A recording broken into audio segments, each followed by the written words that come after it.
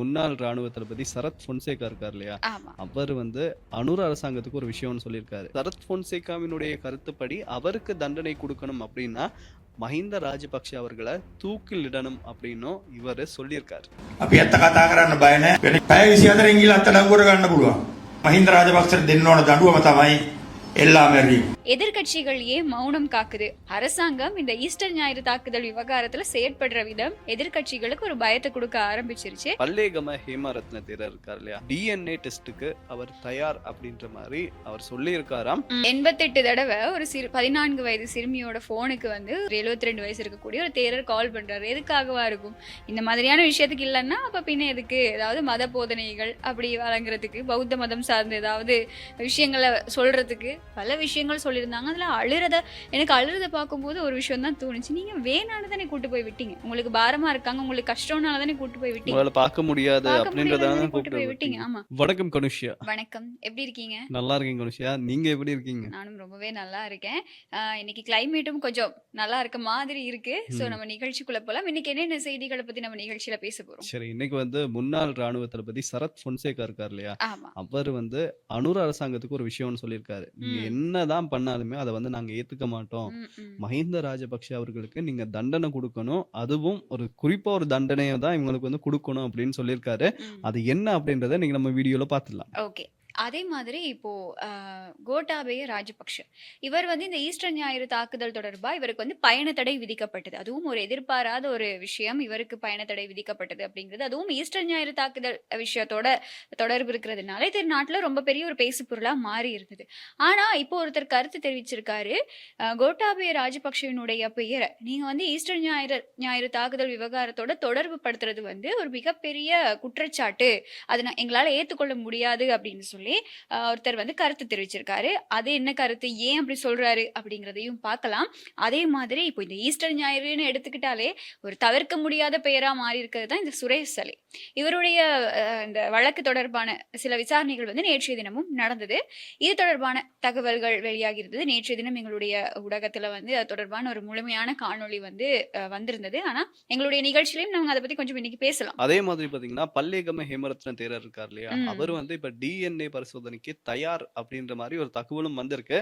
அதையும் பார்த்துட்டு அண்மையில இலங்கையில நடந்த அந்த முதியோர் இல்லத்துல வந்து தீப்பரவல் நடந்திருந்துச்சு இல்லையா? அதுல வந்து பலியானோரின் எண்ணிக்கை, அதை பத்தி பார்க்கலாம். அதே மாதிரி அது குறித்து நிறைய தகவல்கள் வந்து வெளியாகி இருக்கு. அதை பத்தி நீங்க நம்ம நிகழ்ச்சியில பார்க்கலாம். ஓகே, சோ நிகழ்ச்சிக்குள்ள போலாம். சரி, முதலாவதா என்ன விஷயம் அப்படின்னு பாத்தீங்கன்னா, சரத் பொன்சேகா அவர்கள் வந்து எல்லாருக்குமே தெரிஞ்சிருக்கும். முன்னாள் ராணுவ தளபதி. அவர் வந்து மஹிந்த ராஜபக்ஷர்களோட தான் முன்னாடி வந்து ஒற்றுமையா இருந்தாரு. இப்ப எப்படின்னா ரெண்டுமே வந்து எதிர் கட்சிகளாக வந்து பிரிஞ்சுட்டாங்க அப்படின்னு சொல்லலாம். இவர் வந்து எப்பெல்லாம் டைம் கிடைக்குதோ அப்பெல்லாம் அந்த யுத்தத்துல நடந்த விஷயங்களை வந்து குத்தி காட்டுறதா இருக்கட்டும், மஹிந்த ராஜபக்ஷ அவர்களுக்கு எதிராகவே கருத்தை வந்து தெரிவிச்சிட்டு இருந்தார். சோ இன்னைக்கு என்ன சொல்லியிருக்காரு அப்படின்னு பாத்தீங்கன்னா, அனுர அரசாங்கத்துக்கிட்ட ஒரு சில விஷயங்களை சொல்லியிருக்காரு. இந்த அனுர அரசாங்கம் வந்ததுக்கு அப்புறமா நாட்டுல நிறைய முன்னேற்றங்கள் வந்ததா எல்லாருமே சொல்றாங்க. ஆனா நாங்க அதை எல்லாத்தையும் அக்செப்ட் பண்ணிக்கவே மாட்டோம். உண்மையான மாற்றம் அப்படின்னு நாங்க அக்செப்ட் பண்ணிக்கணும் அப்படின்னா நீங்க வந்து மஹிந்த ராஜபக்ஷ அவர்களுக்கு எதிராக ஏதாவது ஒரு நடவடிக்கையை எடுங்க அப்படின்னு சொல்றாரு. அதுலயும் குறிப்பா என்னுடைய கருத்துப்படி, அதாவது சரத் பொன்சேகாவினுடைய கருத்துப்படி அவருக்கு தண்டனை கொடுக்கணும் அப்படின்னா மஹிந்த ராஜபக்ஷ அவர்களை தூக்கிலிடணும் அப்படின்னும் இவரு சொல்லியிருக்காரு. අනුරකුමාර දිසානායක ගරු ජනාධිපතිතුමා ඇතුළු මේ රජය කොච්චර පම්පෝරි ගැහුවත් මහින්ද රාජපක්ෂට හරියට වැඩේ දුන්නේ නැත්නම් අපි පිළිගන්නේ නැහැ ඒගොල්ලෝ මේ රට හැදුවා කියලා. මේ රටට සේවය යුතුයකම් ඉෂ්ට කරා කියලා.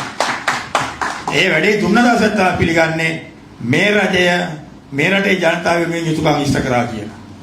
මේක තමයි යථාර්ථය. මේක තමයි සත්‍යය. අපිට බලය නැති වුණත් අපි ඇත්ත කතා කරන්න බය නැහැ. වෙන පැය 24 ගිහිල්ලා අත්අඩංගුවට ගන්න පුළුවන්. මහින්ද රාජපක්ෂට දෙන්න ඕන දඬුවම තමයි එල්ලා මැරීම.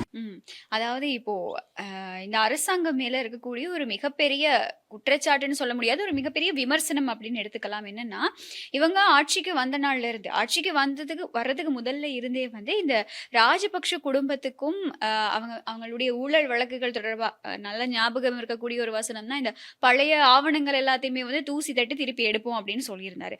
இப்படி தூசி தட்டி எடுத்த வழக்குகள் எல்லாமே இப்போ விசாரணைக்கு எடுத்துக்கொள்ளப்படுது. இப்போ பல தடவைகள் ராஜபக்ஷ குடும்பத்துல இருக்க பல பேர் இந்த சிஐடி சிஐடிக்கு போயிட்டு வர்றது வழக்கமாயிருச்சு. அதனால இப்படி இருக்கக்கூடிய பின்னணியில ஆனா இவங்க சிஐடிக்கு போறது ஓகே. அவங்கள்ட்ட வாக்குமூலங்கள் பதிவு செய்யப்படுது. ஆனா சில வழக்குகள்ல சரியான என்ன சொல்றது? ஆதாரங்கள் இருந்தும், இவங்க மேல சரியா சட்டம் செயற்படலையோ அப்படிங்கிற ஒரு கேள்வியும், ஒரு விமர்சனமும் இப்ப இருக்கக்கூடிய அரசாங்கம் மேல இருந்துகிட்டே தான் இருக்கு. ஏன்னா, இப்போ இதுக்கு அண்மையில நடந்த இந்த மஹிந்த ராஜபக்ஷ சிஐடிக்கு போன சந்தர்ப்பத்திலயும் கூட அவரு மேபி அரெஸ்ட் பண்ணப்படலாம் அப்படிங்கிற ஒரு கருத்து இருந்தது. ஆனா, அவர் வந்து அரெஸ்ட் பண்ணியிருக்கல. அவர் வந்து வெளியில வந்திருந்தாரு. வாக்குமூலம் தான் பதிவு செய்யப்பட்டது அப்படின்னு சொல்லியிருந்தாரு. இப்போ பசில் ராஜபக்ஷவுக்கு இப்ப பிடியாணை பிறப்பிக்கப்பட்டிருக்கு. இந்த மாதிரி பல விஷயங்கள் இருக்கு. அதே மாதிரி பாத்தீங்கன்னா கோட்டாபாய ராஜபக்ஷ அவர்களுக்கு பயண தடை வந்து பயண தடை விதிச்சிருந்தாங்க. சோ விதிக்கப்பட்டிருக்கு. ஆக மொத்தத்துல குடும்பத்துல எல்லாருக்கும் ஒரு பிரச்சனைன்ற மாதிரி இருக்கு இப்ப. ஆனா இப்படி எல்லாமே நடந்திருக்கே தவிர, அரசாங்கம் இத வந்து சரியா ஸ்ட்ராங்கா அவங்க மேல எந்த ஒரு ஒரு என்ன சொல்றது? ஆக்ஷனுமே எடுக்கல. சட்ட ரீதியான நடவடிக்கைகள் எதுவுமே எடுக்கல. எடுக்க தயங்குறாங்களா? அப்படிங்கிற ஒரு கேள்வி இருந்தது. ஆனா எப்போ இந்த பொதுமக்கள் பாதுகாப்பு அமைச்சர்கிட்டயா இருக்கட்டும், சம்பந்தப்பட்ட நீதி அமைச்சர்கிட்டயா இருக்கட்டும், இது தொடர்பா கேட்கும்போது, அவங்க என்ன சொல்லுவாங்க அப்படின்னா, இல்ல நாங்க வந்து கட்டாயமா வந்து அவங்களுக்கு எதிரான சட்ட நடவடிக்கை எடுப்போம். தவறு செஞ்சவங்க யாரா இருந்தாலும் தகுதி தராதரம் பார்க்காம அவங்களுக்கு வந்து தண்டனை வழங்கப்படும் அப்படின்னு. ஆனா ராஜபக்ஷ குடும்பத்துக்கிட்ட அவங்க வந்து விசாரணை நடத்துறாங்க. வாக்குமூலம் பதிவு செய்யப்படுது. ஆனா கொஞ்சம் அவங்க வந்து பேக்வர்ட் பண்ற மாதிரி ஒரு சில நடவடிக்கைகள் இருக்கு. இது இப்படி இருக்கக்கூடிய பின்னணியில தான் இப்போ இந்த கோட்டாபய ராஜபக்ஷவுடைய பெயர் வந்து ஈஸ்டர் ஞாயிறு தாக்குதல் விவகாரத்தோட தொடர்பு பட்டு வெளிநாட்டு பயண தடை அவருக்கு வந்து விதிக்கப்பட்டிருக்கு. என்னதான் விதிச்சாலுமே இப்ப அவருக்கு ஆதரவா நிறைய பேர் வந்து கருத்து தெரிவிக்க ஆரம்பிச்சிட்டாங்க. அதுல ஒருத்தர் சொல்றாரு என்ன அப்படின்னு பாத்தீங்கன்னா, அவருக்கு இதுக்கு சம்பந்தமே இல்ல. அப்படி நீங்க சம்மதப்படுத்தினாலுமே வந்து ஆதாரங்கள் இருக்கணும் தானே. ஆதாரங்களே இல்லாம நீங்க எப்படி அவர் வந்து சம்பந்தம் இருக்குன்னு சொல்றீங்க அப்படின்ற மாதிரி அலி சப்ரி இருக்கார் இல்லையா, அவர் வந்து கருத்து தெரிவிச்சிருக்காரு. அதே மாதிரிதான் இந்த அனுர அரசாங்கத்துடைய வேலையே வந்து இந்த ராஜபக்சர்களுடைய குடும்பத்தை வந்து பழிவாங்கணும் அப்படின்றதுக்காக தான் இவங்க ஆட்சியிலேயே வந்து ஏறி இருக்காங்க. சோ அந்த மாதிரியான அப்படி ஒரு ஜோடிக்கப்பட்ட இதுதான் இப்ப கோட்டாபய ராஜபக்ஷ மேலேயும் வந்திருக்கு. இவருக்கும் அதுக்கும் எந்த சம்பந்தமுமே இல்ல அப்படின்ற மாதிரி அவர் சொல்லியிருக்காரு. ஆமா, சம்மந்தம் இல்லாததுனாலதான் இப்போ பயண தடை விதிக்கப்பட்டிருக்கா. சும்மா வெளிநாட்டுக்கு போகாதீங்கன்னு சொல்றதுக்கு சிஐடில இருக்கவங்க, நீதிமன்றத்துல இருக்கவங்க, எங்களுடைய நாட்டுல இருக்கக்கூடிய சட்டம் என்ன அவ்வளவு என்ன சொல்றது ஸ்டேபிள் இல்லாம இருக்கா? அப்படியெல்லாம் இல்ல தானே. ஏதோ ஒரு விஷயத்துல சம்மதம் இருக்கு. சரி, அட்லீஸ்ட் அவரு அந்த சந்தர்ப்பத்துல நாட்டோட ஜனாதிபதியா இருந்தாரு. அது ஒரு விஷயம் போதுமே. விசாரணைக்காக அவரை எங்கேயும் போகாதீங்க, நீங்க வெளிநாட்டுக்கு போகாம இருங்க அப்படின்னு சொல்றாங்க. அது மட்டும் இல்லாம இப்போ இந்த கோட்டாபய ராஜபக்ஷ தொடர்பா பல தகவல்கள் வெளியாகி இருக்கு. அதை அவங்க ஏற்றுக்கொள்றதுக்கு மறுக்கிறாங்க. அதாவது கோட்டாபய ராஜபக்ஷவுக்கும் ஒரு சில தரப்பினருக்கும் இடையில நிறைய நாட்களா வந்து போன் கன்வர்சேஷன் போயிருக்கு. அதுல கோட்டாபய ராஜபக்ஷ வந்து ஒரு செல்ல பெயர், அதாவது ஒரு இன்னொரு மறைமுக பெயரால அழைக்கப்பட்டிருக்காரு. அந்த ஒரு பெயரும் இப்போ வந்து பரவலா எல்லா செய்தித்தாளங்கள்லயும் பரவலா பேசப்பட்டு வந்துட்டு இருக்கக்கூடிய ஒரு விஷயம் தான். அதான் சொல்றேனே, நாங்க நேத்து பேசியிருந்தோம், எதிர்கட்சிகள் ஏன் மௌனம் காக்குது அப்படிங்கிற ஒரு கேள்விக்கு அலி சப்ரியோட இந்த பதிலே வந்து நம்ம போட்டு காமிக்கலாம். ஏன் அப்படின்னா இப்போ எல்லாருக்கும் வந்து பயம் வர ஆரம்பிச்சிருச்சு. அரசாங்கம் இந்த ஈஸ்டர் ஞாயிறு தாக்குதல் விவகாரத்துல செயற்படுற விதம் எதிர்கட்சிகளுக்கு ஒரு பயத்தை கொடுக்க ஆரம்பிச்சிருச்சு. அதனால இப்ப இவங்க வந்து ஏதேதோ பேசணும் அப்படிங்கிறதுக்காக உளறிக்கிட்டு இருக்காங்க. இங்க இப்ப இவருடைய பேர் வந்துட்டு அடுத்தது எங்களுடைய பேர் வருமோ அப்படின்ற மாதிரி அந்த பயத்துல கூட இவங்க சொல்றாங்களா இருக்கலாம். மற்றது வந்து இந்த சேனல் 4 அப்படின்ற ஒரு வீடியோ வந்து வெளியாகி இருந்தது. ஈஸ்டர் ஞாயிறு தாக்குதல் என்ன நடந்தது, எப்படி நடந்தது அப்படிங்கறது தொடர்பா ஒரு மிகப்பெரிய ஒரு ஆவணப்படம். இந்த ஆவணப்படத்துக்கு அப்புறமா தான் பல விஷயங்கள் இந்த விசாரணையில திருப்பம் வந்தது அப்படின்னே சொல்லலாம். ஆசாத் மௌலானா அப்படிங்கிற ஒரு நபர் வந்து இது தொடர்பா அவ்வளவு சாட்சியங்களை வழங்கிட்டு இருக்காரு. ரீசெண்டா கூட பிள்ளையானை யார் சந்திக்க போனாங்க அப்படிங்கிற தகவல் வரைக்குமே சொல்லியிருக்காங்க. அப்படின்னா இதுக்கு மேல உங்களுக்கு ராஜபக்ஷ குடும்பம் இருக்கு அப்படிங்கிறதுல உங்களுக்கு என்ன சாட்சி வேணும் அப்படிங்கிறதா. சரி, சாட்சி தானே வேணும், இன்னும் கொஞ்ச நாள் வெயிட் பண்ணுங்க, எப்படியும் இந்த வழக்கு விசாரணைகள் எல்லாம் முடிஞ்சிரும். அப்போ உங்களுக்கு எல்லாம் அக்யூரேட்டா டேட் டைமோட கோர்ட்ல சொல்லுவாங்க. அப்ப நீங்க வந்து எல்லாத்தையும் அழகா தெரிஞ்சுக்கலாம் அப்படிங்கிறது. அதோட அந்த அசாத் மௌலானா வந்து சில விஷயங்களை வந்து சொல்றாரு இல்லையா, அதுக்கும் இப்ப சில பேர் என்ன சொல்றாங்க அப்படின்னு பாத்தீங்கன்னா, அவர் வந்து நாட்டுல பிரச்சனை, வாழ முடியாது அப்படின்னு தான் இன்னொரு நாட்டுக்கு போயிருக்காரு. சோ அங்க போயிட்டு அவர் பொய் சொல்றாரு. அப்பதான் அந்த நாட்டுல வந்து அவருக்கு தஞ்சம் கொடுப்பாங்க. அதனால அவர் வாயில வந்தது எல்லாமே அடிச்சு விடுறாரு. அதை வச்சுதான் இப்ப இருக்க அன்னூர் அரசாங்கம் வந்து விசாரணைகளை மேற்கொண்டு வருது அப்படின்ற மாதிரியும் சொல்றாங்க. ம். தப்பிக்கணும் அப்படின்றதுக்காக என்ன வேணாலும் என்னலாம் சொல்லலையா? சொல்லலாம் இல்லையா? ஆமா. இப்ப முறையா இல்ல. இப்ப இது ஆல்ரெடி விசாரணையில இருக்கக்கூடிய ஒரு வழக்கு. இத வந்து யாருமே இப்ப யாராலயும் விமர்சிக்க முடியாது அப்டின்னா, நீதிமன்றத்தோட உத்தரவுகள நீங்களும் விமர்சிக்க முடியாது அப்படிங்கிறது தான். இப்போ அரசியல்வாதிகளா இருந்துகிட்டு, அவங்களே வந்து இப்படி விதிக்கப்பட்டிருக்கக்கூடிய பயண தடை இந்த மாதிரி குற்றச்சாட்டுகள மறுக்க முடியாது. அது கோர்ட் விசாரிக்கட்டும். அவங்க விசாரிச்சு, அவங்க அந்த வழக்க கொண்டு போய் நீதிமன்றம்னு இதுக்கு இருக்கு. அது சுயாதீனமா செயற்படணும்னு நீங்க அழுத்தம் குடுக்குறீங்க இல்லையா? அப்ப அது சுயாதீனமா செயற்பட விடுங்க அப்படின்னு தான் சொல்லணும். ஏன்னா, இப்போ இந்த சம்பவம் தொடர்பான விசாரணைகள் எல்லாமே இப்போ அழகா நடந்துகிட்டு வருது. கூடிய சீக்கிரம் இதுக்கான ஒரு நீதி கிடைக்கும் அப்படின்னு ஒரு மிகப்பெரிய எதிர்பார்ப்பு மக்கள் மத்தியில இருக்கு.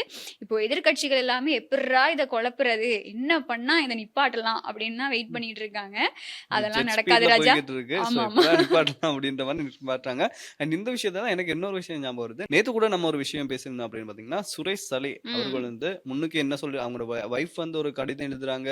எலி தொல்லையா இருக்கு. அவர் தூங்க முடியல அப்படி இப்படின்னு ஆமா. சொல்றாங்க. சின்னதா அதுக்கப்புறமா ஒரு ரூம் குடுத்துட்டாங்க. ரூம் குடுத்துட்டாங்க. ஆ. தூங்க முடியல. மனசளவுல பாதிக்கப்பட்டாரு அப்படி இப்படின்றாங்க. ம். அதுக்கப்புறமா நீங்க சொன்ன மாதிரி ஜட்ஜ் ஒருத்தர் வந்து போயிருந்தாரு. உடல் ம். நலத்த வந்து பரிசோதிச்சாரு. நல்லா ம். இருக்கு அப்படின்ற மாரி சொல்லிட்டாங்க.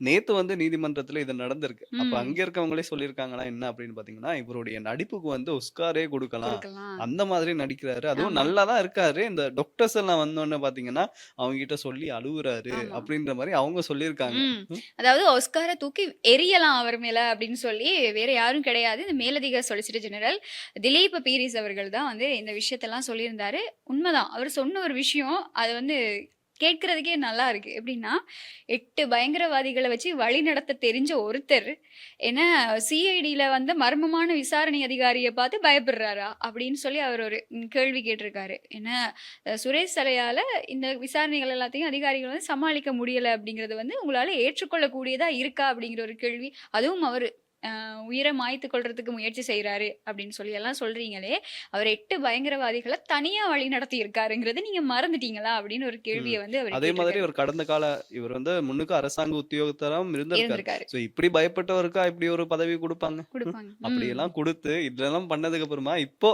அந்த டாக்டர்ஸ பார்த்தோன்னா அழுவுறாராம், கதறி ம். அழுவுறாரு அப்படின்ற மாரி தகவல் வந்து வெளியாகி இருக்கு. ஆமா. அது மட்டும் கிடையாது. இப்போ இவரு சொல்லியிருக்கிறது எப்படின்னா, அந்த அன்னைக்கு இந்த அவர பரிசோதனைக்கு உட்படுத்துறதுக்கு வந்து பல பேர்னா இப்போ அ மனநல மருத்துவர் ஒருத்தர், அதுக்கப்புறமா இந்த உடல் நலத்த செக் பண்றவங்க அப்படின்னு தனித்தனியா தான் போயிருக்காங்க. இவர் வந்து இந்த மனநல வைத்தியர்கிட்ட மட்டும் தான் அவர பார்த்த நேரத்துல இருந்து அழுதுருக்காரு. அழுதுகிட்டே இருந்திருக்காரு. அவர் பல விஷயங்கள் சொல்லியிருக்காரு இல்லையா? ஒரு மர்மமான விசாரணை அதிகாரி வந்தாங்க. அதுக்கப்புறம் அவர நிக்க சொன்னாங்க. கைய நீட்ட சொன்னாங்க. கால்கள்ல அடிச்சாங்க. அப்படி இப்படியெல்லாம் சொல்லியிருக்காங்க அப்படிங்கிற தகவல் எல்லாமே வந்து அ எல்லாருமே மறுத்திருக்காங்க. அதாவது இந்த மேலதிக சொலிசிட்டர் ஜெனரல் திலீப் பீரிஸ் நேத்து பேசும்போது இந்த தகவல்கள மறுத்திருக்காரு. மறுத்திருக்கிறது மட்டும் இல்லாம இன்னொரு விஷயம். சுரேஷ் அலைக்கு ஞாபக மறதி இருக்கு அப்படிங்கிற ஒரு விஷயமும் அவர் வந்து அந்த இடத்துல மென்ஷன் பண்ணியிருந்தார். அதுவும் சுரேஷ் அலைக்கு அவரோட ஃபோன்ல பாஸ்வேர்ட் ஞாபகம் இல்லையாம். லேப்டாப் பாஸ்வேர்ட் ஞாபகம் இல்லையாம். அவருக்கு எதுவுமே ஞாபகம் இல்ல. சரியான மறதியான ஒரு நோய் அவருக்கு இருக்கு அப்படிங்கிறது வந்து நல்ல நிறைய கேள்விகள எழுப்பி இருந்தது மட்டும் இல்லாம, இவருக்கு உண்மைக்குமே மனநலமா ரீதியில இவர் பாதிக்கப்பட்டிருக்காரா? அப்படிங்கிறதுக்கு தனி விசேட வைத்திய அறிக்கை ஒண்ணு வேணும் அப்படின்னு சொல்லி, அது மூலமா நீங்க நிரூபிக்கணும் அப்படின்னு சொல்லி திலீப் பீரிஸ் வந்து நேத்து ஒரு கோரிக்கைய முன் வச்சிருக்காரு. அதாவது அவருடைய அவருடைய வாதங்கள் எல்லாம் எப்படி இருக்குன்னா, இவருக்கு அப்படி எந்த பிரச்சனையுமே கிடையாது. இவர் நல்லா தான் இருக்காரு. இந்த உயிரை மாய்த்துக் கொள்ளணும்னு சொல்றது, நான் வந்து அ மனதளவுல ஸ்ட்ராங்கா இல்ல, உடல் அளவுல ஸ்ட்ராங்கா இல்ல அப்படின்னு சொல்றது எல்லாமே பொய்யான தகவல்கள் அப்படின்னு சொல்லியிருக்காங்க. அது மட்டும் இல்லாம இவங்களுடைய மனைவி மூலமா சொல்லியிருந்தது என்ன அப்படின்னா, ஒழுங்கான சாப்பாடு இல்லாம, தூக்கம் இல்லாம இருந்தாரு அப்படின்னு. ஆனா திலீப் பீரிஸ் நேத்து ஒரு விஷயம் சொல்லியிருக்காரு. அங்க இருந்த அதிகாரிகள் மூலமாவே இவருக்கு வந்து எக் ரைஸ், கொத்து, கொக்கா கோலா அப்படின்னு சொல்லி பல உணவுகள் அந்த மாதிரியெல்லாம் அவருக்கு வழங்கப்பட்டுட்டு தான் இருக்கு. அவருக்கு வரும்போது அவருக்கு காது கூட கேட்காதாம். ப்ராப்பரா ம்ஹ்ம். அவருடைய காதுகள் கேட்காதாம். அவர வந்து கைது செய்யும்போது, தடுப்பு காவல்ல வைக்கும்போது, அவருடைய காதுகள் சரியா கேட்காதாம். அங்க அவங்க மூலமா தான். அதாவது சிஐடி மூலமா தான் அவருக்கு வந்து காத கூட கிளீன் பண்ணி, அது இப்போ நல்லா கேட்கிற அளவுக்கு இருக்கிறது கூட அங்க வந்ததுக்கு அப்புறம் தான். அவருடைய பற்கள் பரிசோதிக்கப்பட்டிருக்கு, அவருடைய கண்கள் பரிசோதிக்கப்பட்டிருக்கு அப்படின்னு சொல்லி பல தகவல்கள். அதாவது அங்க அவரு நல்லா தான் இருக்காரு. வீட்ல இருந்தா கூட அவரு காது கேட்காம தான் இருந்திருப்பாரு. இங்க வந்ததுக்கு அப்புறம் அவருடைய காதுகள் கூட கிளீன் பண்ணி, காது கேட்கிற அளவுக்கு அவர் இருக்காரு அப்படிங்கிற ஒரு விஷயத்த வந்து வெளிப்படையா சொல்லியிருப்பாங்க. இது எல்லாமே வந்து இந்த விஷயங்கள்ல இருந்து தப்பிக்கிறதுக்கு, குற்றச்சாட்டுகள்ல இருந்து வெளியில வாரதுக்கு போடப்படக்கூடிய திட்டங்கள் தான் அப்படிங்கிற ஒரு விஷயம் தான் நேத்து வெளிவந்திருந்தது. அதனால இப்போ நீங்க எதுவுமே பண்ண முடியாது. நீங்க இப்போ ஆல்ரெடி எல்லாமே அரசாங்கம் மூலமா, விசாரணை அதிகாரிகள் மூலமா சரியா நடந்துகிட்டு இருக்கு. இதுக்கு மேலேயும் நீங்க தப்பிக்கணும் அப்படிங்கிறதுக்காக எதுவுமே பண்ண முடியாது அப்படிங்கிறது தான் இன்னைக்கு இருக்கக்கூடிய ஒரு விஷயம். பார்க்கலாம். இப்ப வந்து இந்த டீட்டெயில் இதெல்லாம் சொல்லி முடிச்சுட்டாங்க. ஆமா. இவங்க புதுசா என்ன விஷயத்த எடுத்துட்டு வருவாங்கன்னு தெரியல. ம். அப்ப வெயிட் பண்ணி பார்ப்போம். என்ன எடுத்துட்டு வரப்போறாங்க அப்படின்றத ஆமா. வெயிட் பண்ணி பார்க்கலாம். எனக்கு என்னவோ அவர் வெளியில இருக்கிறத விட உள்ள இருக்கும்போதே நல்லா தான் இருக்காரு. நல்லா ம். தான் கவனிச்சுக்கிறாங்க. ஸோ கொஞ்ச நாள் இருந்துட்டு வரட்டும். ஓகே. இது இப்படி இருக்கிறத பார்த்தீங்கன்னா, ம். அண்மையில கிளிநொச்சியை சேர்ந்த ஒரு இளைஞரை வந்து கைது செஞ்சிருந்தாங்க. ஆமா. இவர் வந்து ஒரு இசை நிகழ்ச்சியில வந்து தடை செய்யப்பட்ட அமைப்பான வந்து ஊக்குவிக்கிற மாரி சில பாடல்கள வந்து பாடியிருப்பாரு அப்படின்ற மாதிரி போட்டிருந்தாங்க. அதாவது ம். எடிட் பண்ணி இவர் வந்து பப்ளிஷ் பண்ணியிருந்தாரு ம். அப்படின்ற மாரி ம். போட்டிருந்தாங்க. அதுக்கு இலங்கை காவல்துறை வந்து இப்போ ஒரு விளக்கத்த வந்து குடுத்திருக்காங்க. அவங்க என்ன சொல்றாங்க அப்படின்னு பார்த்தீங்கன்னா, இப்போ மக்கள் கிட்ட சில தகவல் வந்து பரவுதான். தமிழ் பாட்டுகள் வந்து படிச்சா கைது செய்வாங்க. அ ம். இசை பேசினா கைது நிகழ்ச்சிகள். செய்றாங்க. ஆமா. இசை நிகழ்ச்சி பண்ணா கைது செய்றாங்க. அப்படின்ற மாரி மக்கள் கதைக்கிறாங்க. ஆனா நாங்க வந்து இவர அரெஸ்ட் பண்ணதுக்கு காரணம் இசை நிகழ்ச்சி கிடையாது. எடிட் பண்ண வீடியோ இருக்கு இல்லையா? அதுக்காக தான் நாங்க வந்து இவர அரெஸ்ட் பண்ணியிருக்கோம் அப்படின்ற மாரி சில தகவல்கள் வந்து சொல்லியிருக்காங்க. அதே மாதிரி ம். இசை நிகழ்ச்சியில பாட்டு போடலாம். நீங்க வந்து வேண்டியத செய்யலாம். ஆனா, சில விஷயங்கள வந்து நீங்க செய்யக்கூடாதுன்னு இருக்கு இல்லையா? அது செஞ்சதால தான் இவர் மேல ஆக்ஷன் எடுத்திருக்கோம் அப்படின்ற மாரியும் சொல்லியிருக்காங்க. ஆமா. அதாவது அந்த அறிக்கையில இன்னொரு விஷயம் சொல்லியிருந்தாங்க. இந்த அவர் எடிட் பண்ணி போட்ட அந்த பாட்டு, அவருடைய சோசியல் மீடியால போட்ட அந்த பாடல்கள் வந்து, அ ஊக்குவிக்கிற மாதிரி தான் இருக்கு. அந்த அமைப்ப, தமிழீழ விடுதலை புலிகள ஊக்குவிக்கிற மாதிரி தான் இருக்கு அப்படிங்கிறத வந்து புலனாய்வாளர்கள் கண்டுபிடிச்சிருக்காங்க அப்படின்னும் அந்த அறிக்கையில போலீஸ் ஊடக அறிக்கையில வந்து தெரிவிக்கப்பட்டிருக்கு. எது எப்படி இருந்தாலும் கூட இப்போ அவர் வந்து 14 நாட்கள் விளக்கமறியல்ல வைக்கப்பட்டிருக்காரு.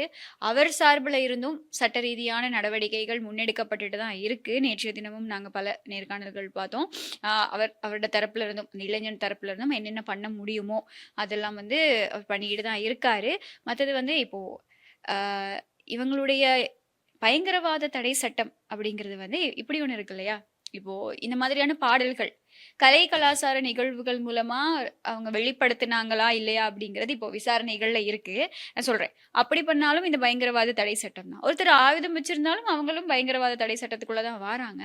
இது எந்த வகையில இருக்கும் அப்படிங்கிறது தெரியாது. இப்போ கடந்த ஆட்சிகள்லயும் கூட தான் இந்த மாதிரி சம்பவங்கள் நடந்தது. அதிகமா நடந்தது.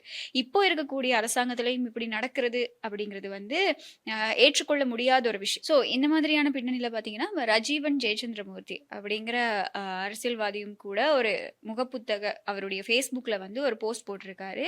இந்த மாதிரி பாடல்கள் பாடுறது வந்து எப்பவுமே வந்து இனவாதத்த தூண்டுற மாதிரி இருக்காது அப்படின்னு சொல்லி. இத தான் இந்த தரப்பு பல பேர் வந்து இந்த விஷயத்த தான் சொல்லிட்டு இருக்காங்க. அவங்க அவங்களுடைய விமர்சனங்கள, அவங்க அவங்களுடைய கருத்துக்கள வந்து சமூக ஊடகங்கள்ல பதிவிட்டுட்டு இருக்காங்க. இது எந்த விதத்திலயுமே இனவாதத்த தூண்டுற மாதிரி அமையாது. ஏன்னா, தமிழீழ விடுதலை புலிகள் அமைப்பு இருந்த அந்த காலப்பகுதியில வந்து, அவங்களுடைய வலிகள, அதாவது இந்த போருக்கு அப்புறமான காலப்பகுதியா இருக்கட்டும், போருக்கு முந்தைய காலப்பகுதியா இருக்கட்டும், இந்த போர் நடந்த அந்த சந்தர்ப்பத்துல இருந்த அவங்கவங்க அனுபவிச்ச விஷயங்கள், அவங்கவங்க அனுபவிச்ச கஷ்டங்கள், அவங்களுடைய மனநிலை எப்படி இருந்தது அப்படின்னு சொல்லி அவங்களுடைய தேசபக்தி பாடல்களா இருக்கட்டும், அதாவது அதே மாதிரி அவங்களுடைய இந்த வலிய சொல்ற பாடல்களா இருக்கட்டும், இந்த மாதிரி அவங்களுடைய கஷ்டங்கள சொல்றதுக்காக தான் இந்த மாதிரி பாடல்கள் இருக்கே தவிர, எந்த ஒரு இடத்துலயுமே இந்த இவங்களுடைய இந்த விஷயங்களையோ, எதையுமே வந்து அவங்க மறுபடியும் ஊக்குவிக்கிற மாதிரி இல்ல. இனவாதத்த தூண்டுற மாதிரி இல்ல. வெளிப்படையா சொல்லணும் அப்டின்னா, அப்படிதான் சொல்லப்படுது. மத்தது இப்படி ஒரு பாடல பாடுனாங்க அப்படின்னு சொல்லி யாருமே இங்க மறுபடியும் ஆயுதத்த ஏந்தி போராட போறது கிடையாது. அது வந்து கொஞ்சம் சில நாட்களுக்கு முன்னாடி நடந்தது. சரி, ஓகே. இப்ப இந்த பாடல பாடிட்டாங்க அப்படின்னு சொல்லி, மறுபடியும் என்ன எல்லாரும் ஆயுதம் ஏந்தி இன்னைக்கு வந்து போராட போறாங்களா? மறுபடியும் நாட்டுல ஒரு கலவரம் வரப்போகுதா?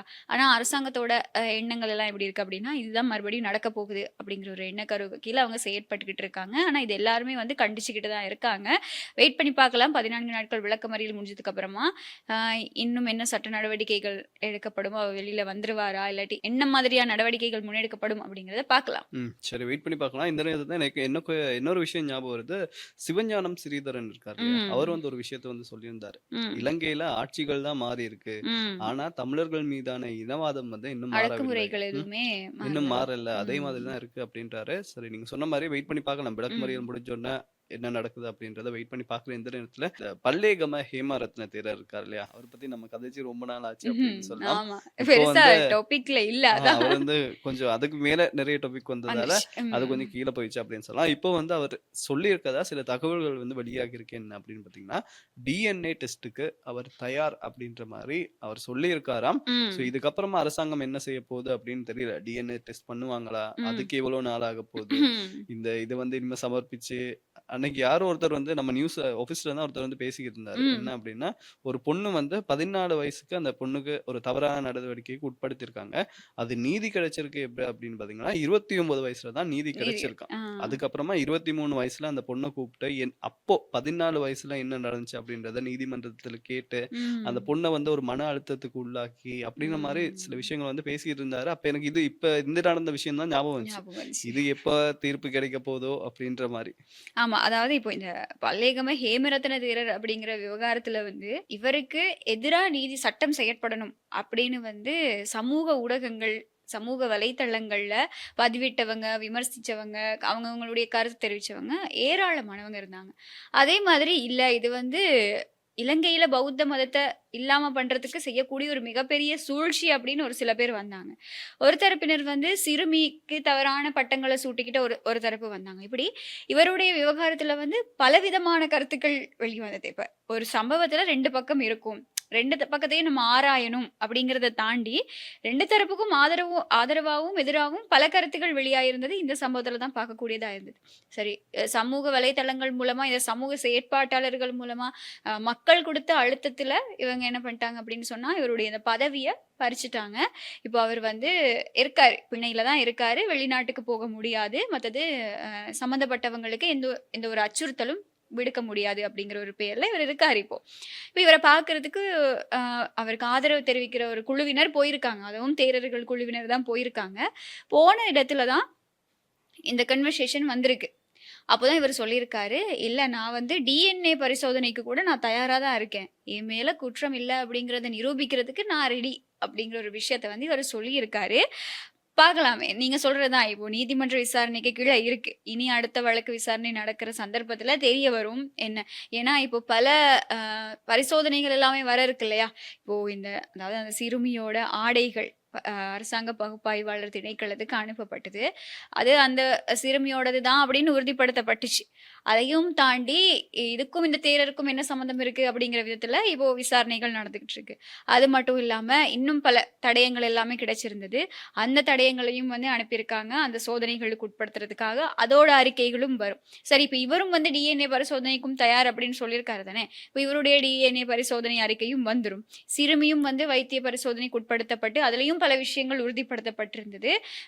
அதோட தகவல்களும் இருக்கு. அப்போ வெயிட் பண்ணி பார்க்கலாம். இப்போ இவர் சொல்ற மாதிரியே அவர் குற்றமற்றவர் அப்படிங்கிறது வந்து நீதிமன்றத்துல நிரூபணம் ஆகுதா இல்லையா அப்படின்னு சொல்லி அவர் அப்படிதான் சொல்லிட்டு இருக்காரு. நான் எந்த தப்புமே பண்ணல, எந்த ஒரு விஷயத்துலயுமே நான் இன்வால்வ் ஆகல அப்படின்னு. பட் இன்னும் நீதிமன்றத்துல விசாரணைகள் நடந்துகிட்டு இருக்கு. பார்க்கலாம். வெயிட் பண்ணி பார்க்கலாம். 5 வருஷமா 10 10 வருஷமா வருஷமா 15 வருஷமான்னு தெரியல. வெயிட் மத்தது இந்த பண்ணி ஃபோன் பார்ப்போம். கன்வர்சேஷன், ஃபோன் ரெக்கார்ட்ஸ் எல்லாம் வேற இருக்கு. அவரோட நம்பர்ல இருந்து அந்த சிறுமிக்கு வந்து 88 கால் எடுத்திருக்காரு. அப்ப எதுக்கு குற்றமற்றவர்னா எதுக்கு கால் பண்ணியிருப்பாரு? சரி, ஏதாவது மத போதனைகள் வழங்குறதுக்கு கால் பண்ணியிருக்கலாம். இருக்கலாம். அவங்க என்ன இல்லையா? சொன்னாலும் நம்ம நம்பிதானே ஆகணும். அந்த இடத்துல தான் நம்ம இப்ப இருக்கோம். 88 தடவை ஒரு 14 வயது சிறுமியோட ஃபோனுக்கு வந்து ஒரு தேரர் கால் பண்றாரு. 72 வயசு இருக்கக்கூடிய ஒரு தேரர் கால் பண்றாரு. எதுக்காகவா இருக்கும்? இந்த மாதிரியான விஷயத்துக்கு இல்லன்னா, அப்ப பின்ன எதுக்கு? ஏதாவது மத போதனைகள் அப்படி வழங்குறதுக்கு, பௌத்த மதம் சார்ந்த ஏதாவது விஷயங்கள சொல்றதுக்கு, மதத்த பரப்புறதுல அவர் பிஸியா இருந்திருப்பாரு. வேற என்ன சொல்ல இருக்கு? அதுக்கு தான் அவர் கால் பண்ணியிருப்பாரு அப்படிங்கிறது தான். சரி, எப்படி இருந்தாலும் நீதிமன்ற விசாரணைகள் நடந்துகிட்டு இருக்கிறதுனால, நாங்க வெயிட் பண்ணி பார்க்கலாம். என்னென்ன விஷயங்கள் இன்னும் வெளியில வருது அப்படின்னு சொல்லி. சோ இதே மாதிரி இப்போ இந்த சம்பவம் பதிவாகி இப்போ இவர் இப்படி ஒரு கருத்து தெரிவிச்சிருக்கக்கூடிய பின்னணியில நேற்று நாட்டையே வந்து ஒரு மிகப்பெரிய கவலைக்கு தள்ளின ஒரு விஷயம் தான் இந்த ஒரு முதியோர் இல்லத்துல நடந்த ஒரு தீ விபத்து இல்லையா. இப்போ இது தீ விபத்தா இல்லையா அப்படிங்கிற பின்னணியில விசாரணைகள் நடந்துகிட்டு இருக்கு. இதோட உரிமையாளர் வந்து கைது செய்யப்பட்டு 11ஆம் தேதி வரைக்கும் விளக்கமறியல்ல வைக்கப்பட்டிருக்காரு. ஆனா இந்த சம்பவம் தொடர்பா இப்போ பல விஷயங்கள் வெளிவந்துகிட்டு இருக்கு விசாரணைகள்ல. முதலாவது விஷயம் என்ன அப்படின்னு சொன்னா, நான் வந்து அந்த போட்டோஸ் வேற பார்த்துட்டேன். நானும் பார்த்துட்டேன். அதை பார்க்கறதுக்கே என்ன சொல்றது, அது வெளியில வர்றதுக்கே ரொம்ப கஷ்டமா இருந்துச்சு அதை பார்த்ததுக்கு நிஜமாவே அப்புறம். நான் வந்து இதை பார்த்துட்டு ரொம்ப நேரம் கழிச்சும் கூட நான் இந்த மாதிரியான ஃபோட்டோஸ் பார்க்குறது ரொம்ப கம்மி. ஏன்னா எனக்கு அத பார்க்க முடியாது. பட் ஏதோ ஒரு விஷயத்துல நாங்க எதேர்ச்சையா பார்த்த அந்த ஃபோட்டோ வந்து எனக்கு ரொம்ப நேரத்துக்கு அப்புறமும் வந்து வீட்டுக்கு போனதுக்கு அப்புறமாவும் எனக்கு அது கிளிக் ஆச்சு. இந்த ஃபோட்டோவ நம்ம பார்த்தோம்ல, அது ஞாபகத்துக்கு வந்தது அப்படின்னு தான் சொல்லணும். அதாவது இப்போ அ அவங்க வந்து வீட்ல பிள்ளைகளால பார்க்க முடியாது, பராமரிக்க முடியாது அப்படின்னு சொல்லி கூட்டிக்கிட்டு வந்து விடப்பட்டவங்க. ஆனா, அவங்க சரி ஓகே. நம்ம ஃபர்ஸ்ட் டைம் இந்த விஷயம் கேள்விப்படும்போது தீ விபத்து அப்படின்னு வரும்போது, அவங்களுடைய லக் அதாவது துரதிர்ஷ்டவசமா அவங்க வந்து தவறிட்டாங்க. அதுவும் ஒரு பராமரிப்பு நிலையத்துல இருந்துட்டாங்களே அப்படிங்கிற ஒரு கவலை எங்களுக்குள்ள இருந்தது. இன்னைக்கு காலையில ஆகும்போது ஒரு தகவல் வெளியாகுது என்ன அப்படின்னா, அந்த மல்டி ஃபிளக் இருக்கு இல்லையா? அந்த மல்டி ஃபிளக்குக்கும் தண்ணி மோட்டார் இதுக்கு 2க்கும் இடையில ஏற்பட்ட மின்கசிவு தான் இந்த விபத்துக்கு காரணம் அப்படின்னு சொல்லி, அதுவும் அந்த மின்கசிவு நடந்த இடத்துக்கிட்ட பக்கத்துல வந்து ஒரு 80 மெத்தைகள் அடுக்கி வைக்கப்பட்டிருக்கு. மெத்தைகள்ல வந்து தீ வேகமா பரவும் இல்லையா? அப்படிதான் இவங்க வந்து இந்த விபத்து பெருசா ஆகியிருக்கு அப்படிங்கிற ஒரு தகவல் வெளியாகியிருக்கு. அதே மாதிரி பாத்தீங்கன்னா, இந்த முதியோர் இல்லம் வந்து சரியாக பதிவு செய்யாத ஒரு முதியோர் இல்லமாகவும் இருந்ததாகவும் தகவல் வந்து வெளியாகியிருக்கு. ஸோ ஆக மொத்தத்துல இந்த சம்பவத்தால வந்து அந்த வயசானவங்களா இருக்கட்டும், மனநலம் பாதிக்கப்பட்டவங்களா இறந்திருப்பாங்க இல்லையா? ம். இந்த பாவம் புண்ணியம்னு சொல்லுவாங்க இல்லையா? ம். அப்படி ஒரு பாவம் அப்படின்னு ஒண்ணு இருந்தா, இது எல்லாமே அந்த முதியோர் கூட போய் சேர்த்தாங்க இல்லையா? அவங்களுக்கு அவங்களுடைய கணக்குல தான் போய் சேரும் ஆமா. அப்படின்னு இப்போ சொல்லலாம். பாருங்க, நேத்து சம்பவம் நடந்ததுக்கு அப்புறமா பல ஊடகங்கள்ல அவங்க வந்து வாய்ஸ் கட் குடுத்திருந்தாங்க. பேசியிருந்தாங்க அழுது, புலம்பி, என் அம்மாவ நான் இப்படி இங்க கொண்டு விட்டேன், இப்படிலாம் போயிட்டாங்க. நீங்கலாம் ஆல்ரெடி வேணான்னு தான் அங்க கூட்டு போய் விட்டுருக்கீங்க. அப்போ இது வந்து இப்ப அவங்களுக்கு இப்படி ஒண்ணு நடக்கும்னு தெரிஞ்சுக்கிட்டு யாரும் கூட்டு போய் விட மாட்டாங்க. அத நாங்க அக்செப்ட் பண்ணிக்கிறோம். ஓகே. பட் நீங்க வந்து ரூ. 35,000 மாசம் குடுத்து, ஃபர்ஸ்ட்டு அட்வான்ஸ் இவங்கள கூட்டு போய் விடும்போது 75,000 அவங்களுக்கு பே பண்ணணுமா. மாசம் மாசம் ரூ. 35,000 குடுக்கணுமா. அது போக அவங்களுக்கு வந்து அ மந்த்லி ஒன்ஸ் போயிட்டு பார்த்துட்டு வரலாமா. மருந்து செலவுகள் எல்லாமே வந்து எக்ஸ்ட்ராவா குடுக்கணும் அப்படின்னு பல விஷயங்கள் சொல்லியிருந்தாங்க. அதுல எனக்கு அழுறத பார்க்கும்போது ஒரு விஷயம் தான் தோணுச்சு. நீங்க வேணான்னு தானே கூட்டு போய் விட்டீங்க. உங்களுக்கு பாரமா இருக்காங்க, உங்களுக்கு கஷ்டம்னால தானே கூட்டு போய் விட்டீங்க. உங்களால பார்க்க முடியாது பார்க்க அப்படின்றதால முடியாதுன்னு தான் கூட்டு கூப்பிட்டு போய் விட்டீங்க. விட்டீங்க. ஆமா. அப்போ இதுக்கு மேல வந்து இத அழுது எதுக்கு அப்படிங்கிற மாதிரி தான் இருந்தது. ஏதாவது அப்படியே இந்த இவங்க வந்து பார்க்க முடியாது அப்படின்ற கட்டத்துல வீட்ல வச்சு அவங்க பார்த்துருந்தது கூட அந்த இறந்தவங்க வந்து கொஞ்சம் தான் கஷ்டத்தை வந்து அனுபவிச்சிருப்பாங்க. பட் இப்ப யோசிச்சு பாருங்க, உயிரோடையே எரிஞ்சு உயிரிழக்கிறது வந்து எவ்வளவு பெரிய வலியா ஆமா. இருந்திருக்கும். இதுல போய் இந்த காப்பாத்தும்போது, அன்னைக்கு அத காப்பாத்துறதுக்காக போன ஒரு சில நபர்கள் வந்து நியூஸ் போட்டிருந்தாங்க. ஒரு ஃபுல் அறிக்கையே இருந்தது. அந்த கருத்து தெரிவிச்சிருந்த ஒருத்தர் சொல்லியிருக்காரு என்னன்னா, உங்க கூரைய பிரிச்சு போய் காப்பாத்தும்போது, அவங்களுடைய தோல் கூட உறிஞ்சி இந்த காப்பாத்துனவங்களோட கையில வந்திருக்கு அப்படிங்கிறது தான்.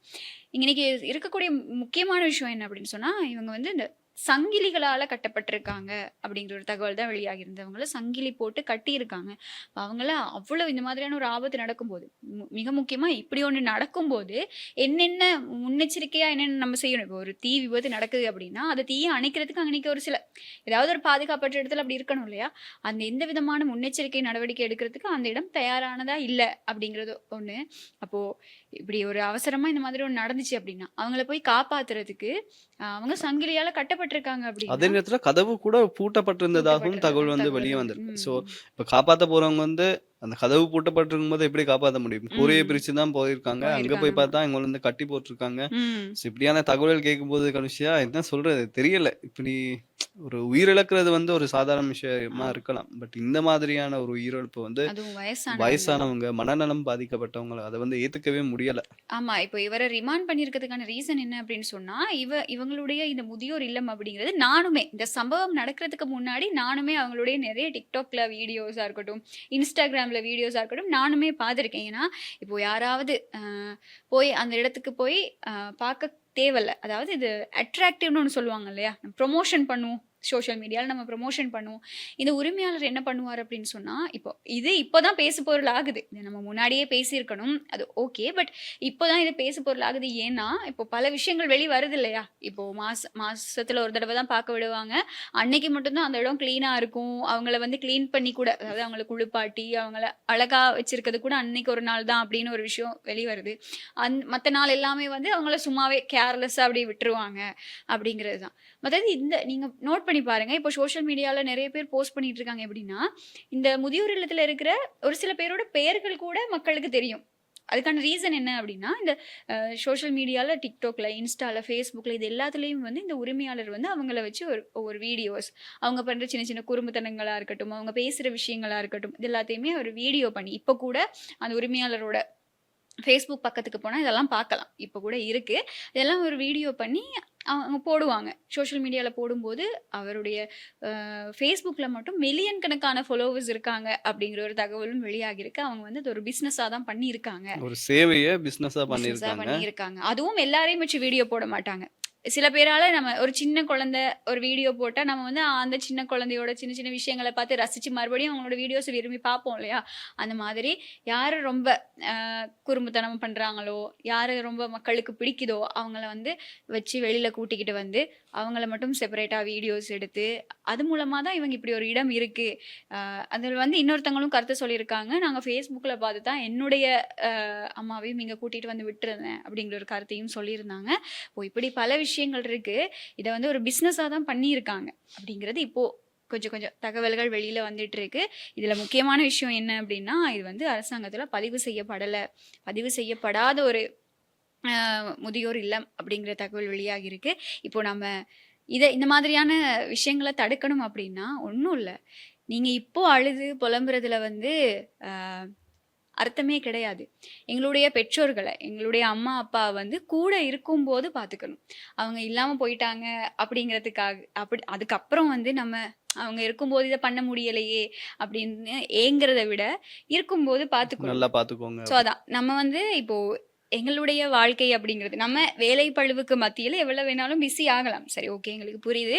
நாங்கள் எங்களோட ஃப்யூச்சருக்காக நாங்கள் வெளிநாடுகளுக்கு போகலாம். அப்படி இல்லைன்னா எங்களோட வேலைகளில் நாங்கள் பிஸி ஆகலாம். அதை ஏற்றுக்கொள்ளக்கூடிய ஒரு விஷயம் தான். ஆனால் இது எல்லாத்தையும் தாண்டி சின்ன வயசுலேருந்து எங்களை வந்து வளர்க்குறதுக்காக இருக்கட்டும், படிக்க வைக்கிறதுக்காக இருக்கட்டும், அவ்வளவு கஷ்டப்பட்டு வளர்த்து இவ்வளவு தூரம் ஆளாக்குனதுக்கு அப்புறம் அவங்கள வந்து கண்டுக்காமல் விடுறது அப்படிங்கிறது நாங்கள் பண்ணுற ஒரு பெரிய பெரிய மிஸ்டேக் அப்படின்னு தான் நான் பார்க்குறேன். ஏன்னா அதுக்கு வந்து பர்சனலாக யாருமே எக்ஸெப்ட் பண்ணிக்க மாட்டாங்க. அது ஆனால் இந்த காலத்துலேயும் வந்து அப்படியான பிள்ளைகள் இருக்காங்க. அதை நினச்சா வந்து எனக்கெல்லாம் ஒரு சில டைமில் இந்த ரோட்டில் வந்து இருப்பாங்க இல்லையா, நம்ம சொல்லக்கூடாது, யாசகம் பிச்சை எடுக்கிறதுக்காக இருப்பாங்க இல்லையா, அவங்கள வயசானவங்களை பார்த்தா எனக்கு ஒரு மாதிரி இருக்கும். ஏன் இவங்களுக்கு பிள்ளைகள் அவங்கள்ட்ட நான் நிறைய பேர்கிட்ட கதைச்சிருக்கேன். நான் கதைக்கும்போது அவங்க சொல்லுவாங்க, பிள்ளைகள் இருக்காங்களான்னு கேட்டால் இருக்காங்க, எல்லாம் நல்ல இடத்துல தான் இருப்பாங்க, ஆனால் அம்மா வந்து ரோட்டில் பிச்சை எடுத்துகிட்டு இருப்பாங்க, பஸ்ஸில் வருவாங்க. அப்போ நான் நிறைய பேர்கிட்ட பேசும்போது எனக்கு இந்த மாதிரி தோணும், ஏன் இப்படி பண்ணுறாங்க அப்படின்னு தோணும். இது வந்து நம்ம இதை கேட்கும்போது இப்போ நிறைய பேர் இந்த மாதிரி விஷயங்கள் சொல்லுவாங்க, ஆனால் பல பேரோட விஷயங்களுக்கு நாங்கள் காது கொடுத்து கேட்கறது கிடையாது. இப்போது ஒருத்தங்க நமக்கு வந்து சொல்லுவாங்க இல்லையா, அம்மாவை நல்லா பார்த்துக்கோங்க, அப்பாவை நல்லா பார்த்துக்கோங்க அப்படின்னு சொல்லும்போது இவங்க என்னடா சும்மா வந்து சொல்லிக்கிட்டு இருக்காங்க அப்படின்னு நமக்கு தோணும். எப்போ வரைக்கும் அப்படின்னா எங்களுக்கு அந்த சிச்சுவேஷன் வரும் வரைக்கும். நான் சொல்கிறேன், நமக்கு அது வந்து கடைசி வரைக்கும் நம்ம ரியலைஸ் பண்ணிக்க மாட்டோம். ஏன் அவங்க சொல்கிறாங்க, எதுக்காக அவங்க சொல்கிறாங்க அப்படிங்கிறத நாங்கள் கடைசி வரைக்குமே ரியலைஸ் பண்ணிக்க மாட்டோம். யாருக்கும் அப்படி ஒரு சிச்சுவேஷன் வரக்கூடாது. நான் சொல்கிறேன், வரும் வரைக்கும் நாங்கள் ரியலைஸ் பண்ணிக்க மாட்டோம். அதனால கூட இருக்கும் போதே அம்மா அப்பாவை நல்லா பார்த்துக்கோங்க. ஏன்னா அதுக்கப்புறம் வந்து நமக்கு தோணும், நம்மளால் முடியலையே அப்படிங்கிறது. அந்த ஃபீல் இருக்கு இல்லையா, இப்போ எல்லாமே கையை மீறி போனதுக்கு அப்புறமா நமக்கு வரக்கூடிய அந்த ஃபீல் என்ன பண்ணாலும் இல்லாமல் பண்ண முடியாது. அதை வந்து ரீப்ளேஸ் பண்ணவே முடியாது. அந்த ஒரு கில்ட் ஃபீல் வந்து இருந்துக்கிட்டே தான் இருக்கும். அதனால இருக்கும்போதே பத்திரமா கவனமாக பார்த்துக்கோங்க. உங்களால் முடிஞ்ச எல்லாத்தையுமே பண்ணுங்கள். எனிதிங் ஃபார் அம்மா அப்பா, அவ்வளோதான். அதுதான் நான் சொல்ல விரும்புகிறேன். ஸோ இந்த மாதிரியான சம்பவம் நடக்கிறத தடுத்திருந்திருக்கலாம். நேற்று இந்த ஊடகங்களுக்காக வெளியில் சமூக வலைத்தளங்களுக்காக அழுதது நான் அதை அப்படி தான் பார்க்குறேன். நான் ஓப்பனாகவே சொல்கிறேன், அழுததெல்லாம் நான் வந்து உருக்கமான ஒரு விஷயமா பார்க்கவே இல்லை. அந்த பாதிக்கப்பட்ட தரப்போட உறவினர்கள் அழுததை நான் வந்து ஐயோ அவங்க பாவம் பாதிக்கப்பட்டாங்களேன்னு நான் யோசிக்கவே இல்லை. ஏன் கூட்டு போய் விட்டீங்க அப்படிங்கிற ஒரு விஷயம்தான். ஸோ தனிப்பட்ட கருத்தாக எடுத்துக்கிட்டாலும் பிரச்சனை கிடையாது. அம்மா அப்பாவை நல்லா பார்த்துக்கோங்க. அவங்கள இந்த முதியோர் இல்லத்தில் கூட்டு போய் சேர்க்க வேண்டிய அவசியமே இல்லை. கூட இருந்து பார்த்துக்கோங்க, கடைசி வரைக்கும் உங்கள் கூட வச்சுக்கோங்க. இந்த மாதிரியான சம்பவங்களை தவிர்த்து கொள்ளலாம். இப்போது பல பேர் ஃபீல் பண்ணி யூஸ் இல்லை, அதான். சரி, ஓகே. இன்னைக்கு வந்து நிறைய விஷயங்கள் பார்த்தோம். இதே மாதிரி நாளைக்கும் என்னென்ன நடந்திருக்கு அப்படின்றத பேசுறதுக்கு நாங்கள் தயாராக இருக்கோம். ஓகே, நாளை தினமும் நிச்சயமாக, நாளைக்கு இல்லை, நம்ம வந்து மறுபடியும் திங்கக்கிழமை நிகழ்ச்சியோட சந்திக்கலாம். ஸோ நிகழ்ச்சி தொடர்பாக இருக்கட்டும், இந்த நம்ம பேசுகிற விஷயங்கள் தொடர்பாக இருக்கட்டும், உங்களுடைய கருத்துக்களை நீங்கள் சொல்லுங்கள், கமெண்ட்டில் சொல்லுங்கள். நாங்கள் நிச்சயமாக எங்களுடைய நிகழ்ச்சியில் சேர்த்துக்கிறதுக்கு மறக்க மாட்டோம் இல்லையா? சரி, ஓகே. ஓகே.